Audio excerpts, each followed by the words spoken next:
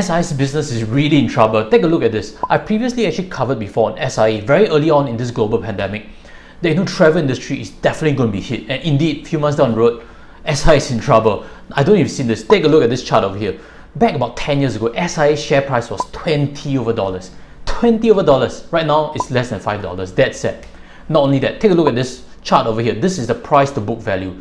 This shows you that SIA, in terms of book value, price to book value, is at all-time low, even lower than global financial crisis, even lower than SARS, and rightly so. Today, I'll cover 3 main topics with you, just to let you understand the business a bit better. The first I'll touch on is what are the losses coming up, because trying to understand the business is very crucial to loving it, to knowing how to value it. I'm going to touch on losses. I'm going to pull out certain data from SARS to let you better understand what's coming up. The second we'll touch on is actually where's the revenue coming from. Where has SIA evolved as a business? Where's the main revenue stream? And lastly, I'll touch on the rights. That is some technical portion. If you're invested into SIA, you have to know what's the rights, what's the mandatory convertible bond. I'll touch on it towards the end of the video, and if this interests you, stay tuned for it. Hi guys, welcome back. I've actually done some research for it. Today, I'm going to show you snapshots of it so you can get a quick understanding of what's going to happen. SARS is a very good lesson to try to project what's going to happen in this COVID-19 with regards to SIA itself. Let me show you this over here. This report is actually the 2003 annual report. I'll leave links below just in case you want to have a look at them. And let's read through over this portion. At the peak of the crisis, SIA was losing 5 to 6 million a day, and thus ended its first quarter with a loss of $312 million. SIA starts its financial year on 1st of April. So at the first quarter, it lost $312 million, which is from April to July 2003. Remember that? Later we'll look at more data of it. Let's move on to the next part. By May 2003, at the peak of SARS, a total of 358 of 719 scheduled frequencies per week were suspended, and services to 6 destinations were terminated. How does that compare to current situation in COVID-19? I don't know if you see this. This definitely is something very trendy previously. SIA, I'll pull up for you to quickly see, SIA slashes 96% of capacity and grounds most of its plane. Now, in SARS, it grounded half its fleet. Now, it's grounded 96, almost all of its fleet. If last time it lost 5 to 6 million, now it's certainly going to lose more than 5 to 6 million a day. Just in case you're wondering, why did SIA require so much money? They're actually asking for $8.8 billion in terms of this mandatory convertible bond and rights. That's because they're going to lose more than 5 to 6 million a day. That's the seriousness of the situation. If you don't really realize it, now is a good chance to understand what's going on really. I'll move on for you to quickly see over here. What is SARS? Because just in case you're a bit younger, you don't know a bit about SARS, but if you're older than me, you definitely know SARS was a terrifying experience. But actually SARS, if you compare it now, it's really chicken feed. Why? Let me pull up for you to quickly see over here. This is the case count for SARS. It's in terms of hundreds. Right now we're in millions for COVID-19. But nonetheless, SARS actually peaked in March 2003. Peaked in March 2003, and after that it died now very quickly. I want you to understand a bit differently. SARS is a symptomatic virus. We could contain it, we could use heat, we could use temperature to track it. Contact tracing, we can lock down its spread pretty easily. Although it's pretty viral, but COVID-19 is different. It's a different monster. It is so viral, it's asymptomatic in spread. I think that's something that's really mentioned. I have a previous video on vaccines. I don't know if you have seen that or not. Take a look at it. That helps you understand a bit better about the virus, just to know what's going on and not be too quick to jump on in news too quickly. So back to SARS. SARS was symptomatic, easy to contain. We got rid of it in half a year. That's why in this chart you see that March, April, after that settled. In fact, in July 2003, WHO actually mentioned that the pandemic is actually contained. You see over here at the end, July 2003 settled. Almost no case count for it. We are good with it. We moved on. And let's move back to the annual report. You see over here, in travel recovered, SIA restored capacity and restated many of its services it had suspended earlier. By end September 2003, capacity was back to pre-SARS level. Wow. End September settled, but the peak was actually in March, April. That means it took 6 months for them to ramp up fully to get customers, flyers confidence to travel back to the good old days.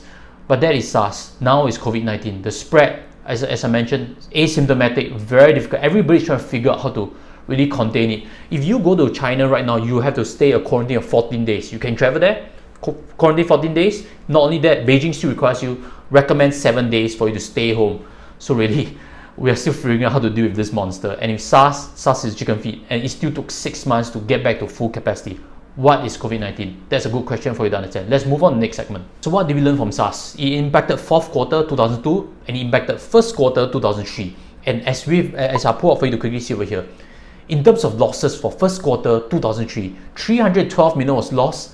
But the good part is it turned into a net profit for the next 9 months. Maybe there was some pent-up travel demand, I don't know. Net profit of $1.161 million. Billion dollars to be exact, sorry, $1.1 billion. Take note of that figure because towards the end of the video, I'll show you different data as to the growth of SIA's business volume. So in the next 9 months, they actually made a profit. Pretty good. SARS settled, SARS died off. So in terms of looking at overall picture of a couple of years in SARS, let's pull up this chart over here. You realize that some impact was taken on 2002, some more impact was taken on 2003. 1st quarter 2003 was bad. That's why there was that dip. But SIA managed to recover from it and continue its growth in terms of revenue. In terms of profitability, the right hand chart, you realize that they did less than $1 billion in profitability. Subsequently, they were above $1 billion. Now let's pull up some analyst report because at the end of the day, they are pretty smart brains. They know the business also. I want to show you something from CIMB. Let's pull this up over here. Target price, that one is your decision. But I want to show you is CIMB, this analyst actually mentioned that he expects losses in forecasted 2021 to be $869 million. Now, let's think back what I mentioned at the start of the video. We are expecting SI to lose more than 5 to 6 million a day. If we assume that is $8 million, that means 869 million is 100 days of losses. I think we are in lockdown for quite long already. And I don't think aviation industry is just going to recover so quickly and let everybody start flying and get cross-country infections so quickly.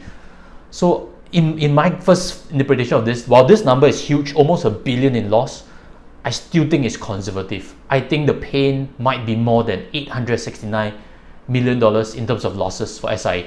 That is my own interpretation. With no basis for it, you decide for yourself. But the number, while big, just seem conservative to me. Some of my biasness also come from why Warren Buffett sold his aviation stocks. Let's look at this over here. Warren Buffett dumps US airline shares. He's actually sold off everything, some at losses even. He's warned that the world has changed for the aviation industry because of coronavirus. Why does he say so? Let's try to understand, economy class. I'm sure you've flown before in economy class. Everybody is seated side by side, like sardines like that. Even for budget, that's worse. You are going to elbow your neighbor so easily.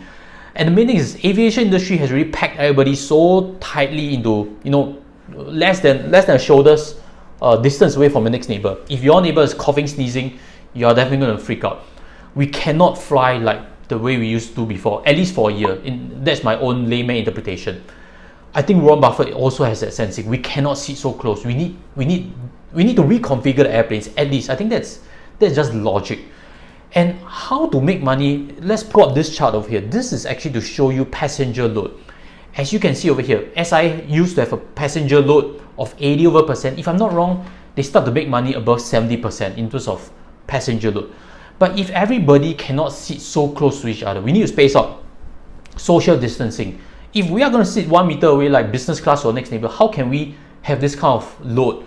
We're going to have to dip the load way, way, way lower. We cannot sit 80% of the plane like sardines ever again.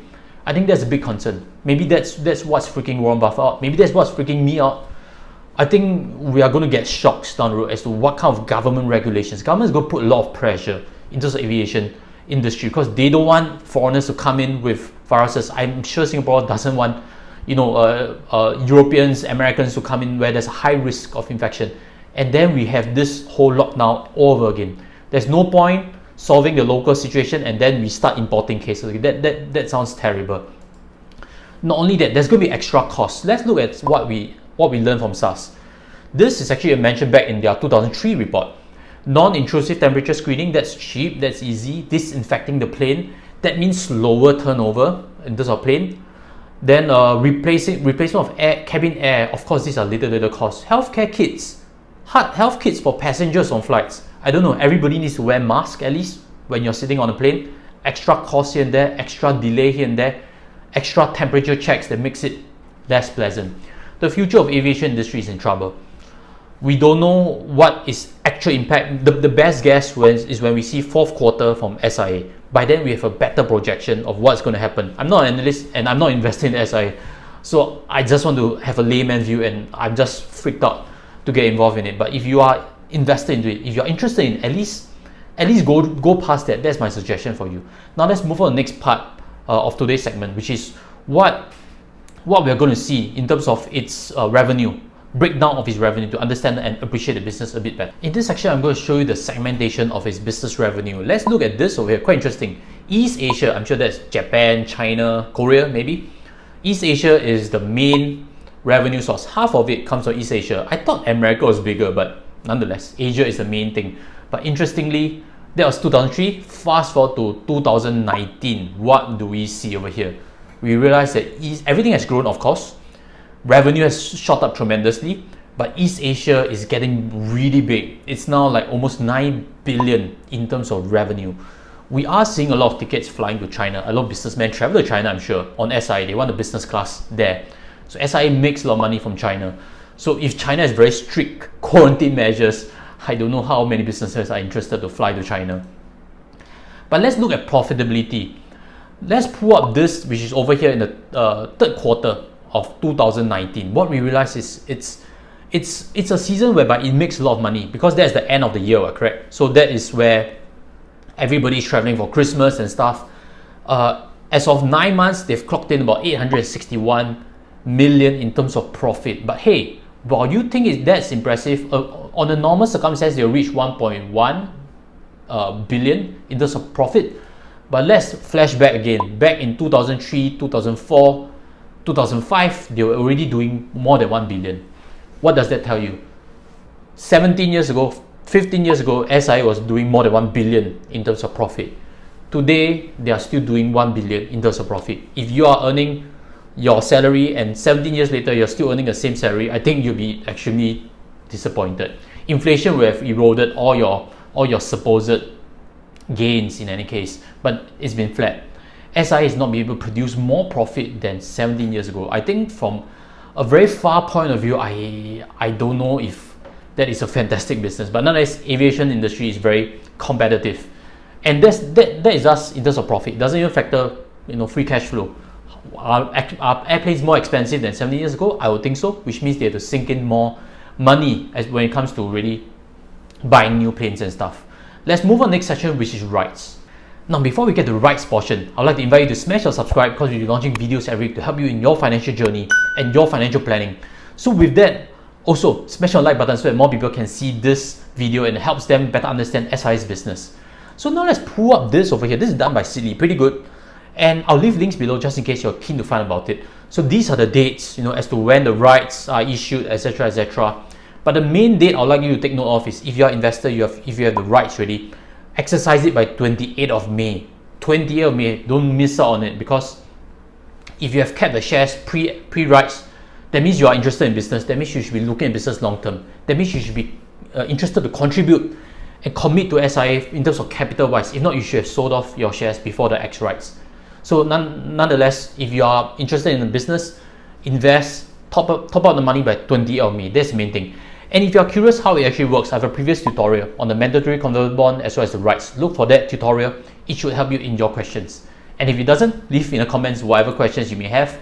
I'd like to help you answer each and every one of them. With that, again, smash a like, and I'll sign off from here. See you in the future video. Take care. Goodbye.